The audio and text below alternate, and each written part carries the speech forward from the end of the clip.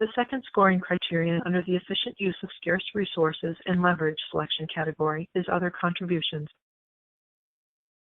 The intent of this criterion is to give applicants credit for non-capital sources that reduce development costs and are not reflected on the Sources tab of the workbook. Examples included waivers of fees, land donations, or any other contributions that reduce the overall cost of the project. All non-capital sources must be counted in this calculation, and applicants cannot count them in the financial readiness to proceed leverage funds calculation described earlier. Minnesota Housing will validate the information with the supporting documentation submitted with the application.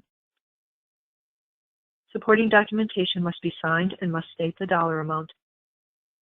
In-kind donations must have supporting documentation to demonstrate the value. Note that for tax increment financing, or TIF, applicants must provide satisfactory documentation that the contribution is committed to the development at the time of application. The documentation must include a City Council resolution indicating its intention to provide TIF assistance.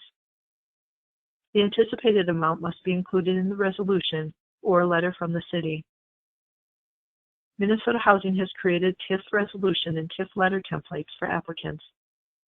They are linked on page 15 of the scoring guide under the Financial Readiness to Proceed Leveraged Funds section.